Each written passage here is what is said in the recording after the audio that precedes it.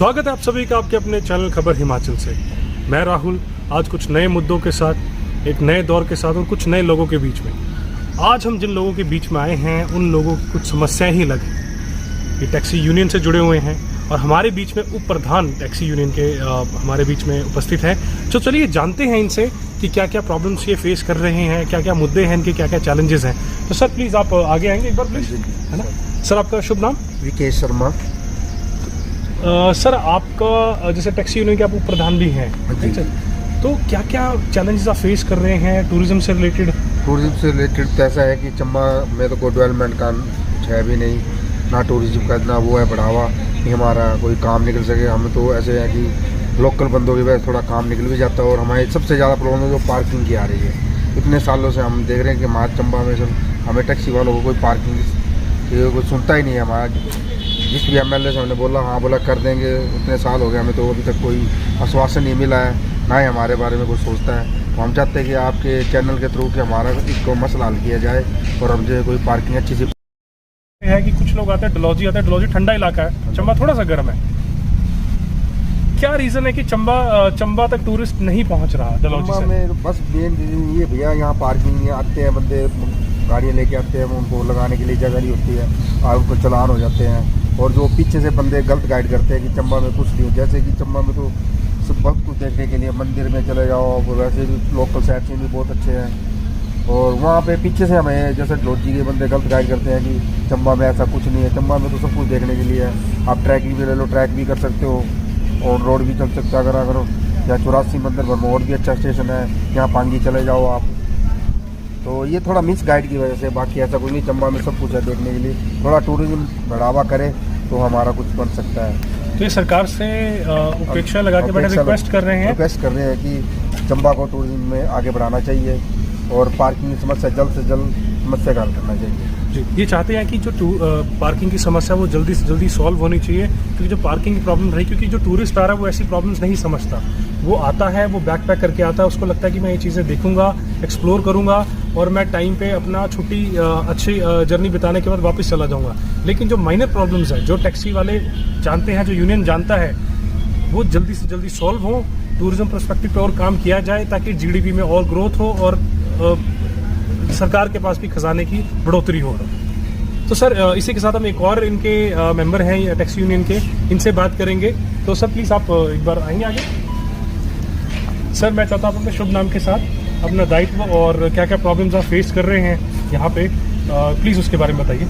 जी, मेरा नाम मोहन सिंह है। मैं पिछले 20-25 सालों से टैक्सी ऑपरेट कर रहा हूँ या खुद चला भी रहा हूँ। लेकिन चंबा में सबसे बड़ी समस्या ही पार्किंग की है।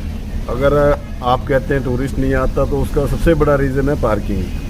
कोई टैक्सी लेके आया या अपनी प्राइवेट गाड़ी लेके आया तो वो पार्क करके कहीं, हमारा जो साथ में लक्ष्मी नारायण टेम्पल है या और भी टेम्पल है, मतलब कहीं पे भी कोई जाएगा उसको पार्किंग तो चाहिए, लेकिन पार्किंग नहीं है। तो हमने तो ये अभी लोकसभा इलेक्शन से पहले भी ये मुद्दा उठाया था और इसका जवाब हमारे ऑपरेटरों ने बहुत अच्छा दिया है।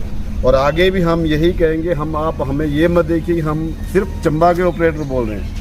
हमारी आवाज़ पूरा हिमाचल सुनता है और आपके माध्यम से हमारे सभी ऑपरेटर भी सुन रहे हैं। हमारा इस समय 80,000 ऑपरेटर है जिन्होंने इस लोकसभा में अपने वोट का बहुत अच्छे से इस्तेमाल किया है। और अब आपके माध्यम से सबसे पहले मैं अपने सदर विधायक श्री नीरज नैयर जी को उनका वादा याद दिलाना चाहूँगा।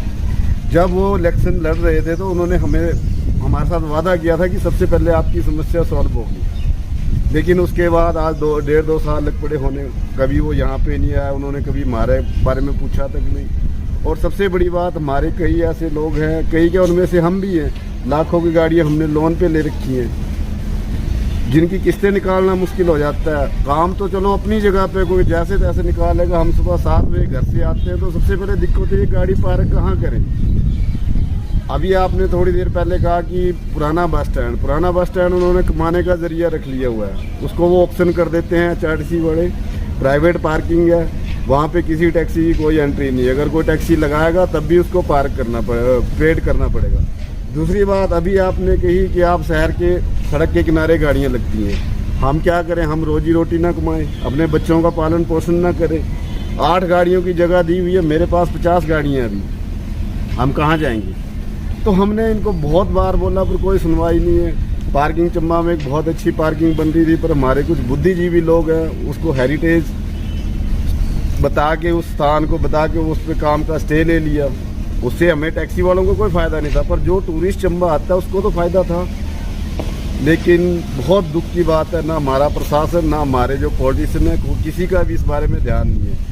और इस कारण धीरे धीरे हमारा चंबा शहर ख़त्म होते जा रहा है और चंबा का व्यापार आज की डेट में 80% ख़त्म हो चुका है। आप टैक्सी वाले से पूछें, मैं कहता हूँ किसी दुकानदार से पूछिए उसका क्या हाल है मार्केट में। तो इसका सबसे बड़ा रीज़न ही पार्किंग का है।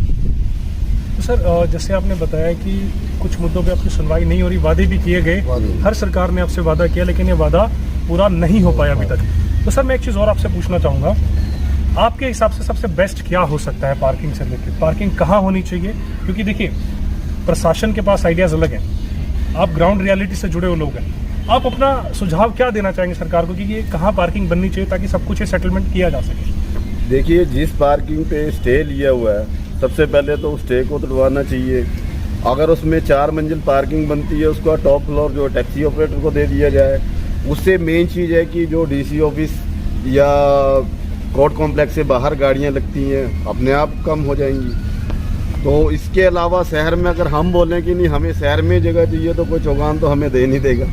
तो सबसे बड़ी बात है कि जो चंबा में पार्किंग बन रही थी उसको पूरा किया जाए और उसका टॉप फ्लोर जो है एक अहमियत के तौर पे शिव शक्ति टैक्सी यूनियन को अलॉट किया जाए, ताकि हमारे चाहे डीसी साहब है, कोर्ट है, सेशन कोर्ट है, कोर्ट कॉम्प्लेक्स है, किसी भी ऑफिसर को आने जाने की दिक्कत ना हो। जी सर। तो सर एक टनल की बात चल रही थी कि टनलाइजेशन होना चाहिए, क्योंकि अगर टनलाइजेशन होता है तो पठानकोट से चंबा की दूरी घट के मात्र 1-1.5 घंटे की रह जाएगी, तो उससे कम भी हो सकती है। तो ये अगर ऐसी दूरी रहेगी तो बहुत सा टूरिस्ट है जो पठानकोट से चलता हुआ, पंजाब से चलता हुआ, किसी और स्टेट से चलता हुआ, पंजाब के रूट से आता हुआ सीधा चंबा पहुंचेगा। और चंबा इतना खूबसूरत शहर है, कई शहरों को मात देता है, टक्कर देता है, विश्व स्तरीय शहर है अगर देखना हो, अगर इसको और बढ़ावा दिया जाए। आपको नहीं लगता है इसके ऊपर थोड़ा डिले चल रहा है, या ये जल्दी से जल्दी काम होना चाहिए ताकि आपका भी जो टैक्सी का जो उद्योग है वो बढ़ सके? नहीं, ये डिले ही नहीं चल रहा है, इसके बारे में किसी ने सोचा ही नहीं है। आप बिलीव नहीं करेंगे, आप टूरिस्ट के बारे में सोच रहे हैं, लेकिन चंबा की भौगोलिक स्थिति ऐसी है। मैं समझता हूँ जितने भी चंबा से पेशेंट रेफ़र किए जाते हैं रास्तों की वजह से कम 10% पेशेंट या 20% पेशेंट रास्ते में दम तोड़ देते हैं। किसी ने भी चंबा के बारे में नहीं सोचा कि इसका डिस्टेंस कैसे कम करें हम। भौगोलिक स्थिति ऐसी, हम चारों तरफ पहाड़ियों से घिरे हुए हैं, लेकिन कोई इतना बड़ा काम नहीं है कि सरकार इसको कर ना सके। अगर हमें ये चंबा चौड़ी की जो एक टनल मिल जाती है या चंबा पांगी की है, तो आप इस बात को माने ना माने, चंबा एक ऐसा खूबसूरत शहर है जो दुनिया में एक अपनी अलग पहचान है इसकी। तो अगर डिस्टेंस कम होगा तो टूरिस्ट भी सबसे पहले चंबा ही आएगा और चंबा से वो चारों तरफ घूमने भी जाएगा। तो उससे एक वर्ग को नहीं, आप ऐसा ना सोचें कि टैक्सी वर्ग को ही इससे बेनिफिट है, टैक्सी ऑपरेटर को, मैं नहीं समझता। इससे हर छोटे से छोटे आदमी को, चाहे कोई रेडी फड़ी वाला है, कोई ढाबे वाला है, कोई जैसा भी है, हर किसी को बेनिफिट है। ये मांग सदियों से चली आ रही है, पर अभी तक किसी ने इसके बारे में सोचा नहीं है। पर फिर भी अभी हमारे जो नव निर्वाचित MP साहब हैं उनका भी ये कहना था कि हम जैसे ही सरकार में पहुंचेंगे तो इसके बारे में सबसे पहले हम बातचीत करेंगे या सरकार के दिमाग में इस चीज़ को लाएंगे कि ये चीज़ें बहुत ज़रूरी हैं। तो मैं बार बार यही रिक्वेस्ट करना चाहूँगा कि आपके चैनल के माध्यम से अगर ये हमारी आवाज़ हमारे प्रदेश को चलाने वाले लीडरों तक पहुँचे तो सबसे पहले वो चंबा के बारे में सोचें। और एक टनल के कारण पता नहीं कितनी जानें बचेंगी और कितने लोगों को रोज़गार मिलेगा। यही सबसे बड़ी एम्प्लॉयमेंट है कि अगर आप चंबा का डिस्टेंस कम करते हो तो इससे बड़ी बात चंबा के लिए और कोई हो ही नहीं सकती। और इन्होंने बड़ी अच्छी बात कही, खासकर जो हॉस्पिटल वाली बात कही। कई लोग रेफ़र किए जाते हैं टांडा हॉस्पिटल, कई लोग रेफ़र किए जाते हैं टैगोर हॉस्पिटल जलंधर के अंदर। तो सबसे बड़ा प्रॉब्लम यही है कि उन लोगों को 5 से 6 या 4 से 5 घंटे सिर्फ बाय रोड ट्रैवल करने में लग जाता है। और कोई बड़ा सीरियस कोई अगर पेशेंट है तो वो रास्ते में दम तोड़ देता है। जैसे उन्होंने नंबर बताया 20% कई पेशेंट्स हैं वो दम तोड़ देते हैं रास्ते में। कोई गुजर जाए किसी के घर का जस्ट बिकॉज ऑफ टनल की वजह से, या कोई चीज़ पहुंचनी चाहिए थी जो बड़ी ज़रूरी थी, नेसेसिटी है एक, वो ना पहुंचे तो ये जायज़ नहीं है। और दूसरा जो छोटे छोटे उद्योगपति हैं जब वो सामान लेने कहीं जाते हैं, जैसे टेक्सटाइल इंडस्ट्री है लुधियाना के अंदर, कपड़े बनते हैं, तो जब उनका सामान वो इजीली ला सकेंगे, आ सकेंगे, सेम डे वापस आ सकेंगे, तो उनके लिए भी अच्छा रहेगा। और हम ये चाहते हैं सर के द्वारा कि सर आप कोई जैसे आपने मांग रखी कि आपकी MP साहब से भी बात हुई जो नए बने हैं कि ये मुद्दा जल्दी से जल्दी सॉल्व हो सके। आपकी ऑलरेडी बात नीरज नैयर साहब से भी हो चुकी है, तो होपफुली हम भी ये दुआ करते हैं कि जल्दी से जल्दी मामला सॉल्व हो, ये मुद्दा सॉल्व हो, ताकि लोगों के अंदर विश्वास जगे सरकार को लेके और लोगों का समय बचे, समय के साथ जान भी बचे और उद्योग भी बढ़े और इसी तरह चंबा प्रगति भी करे। तो आज अगली बार फिर एक नए मुद्दे दौर के साथ मिलेंगे आपके बीच में, तब तक के लिए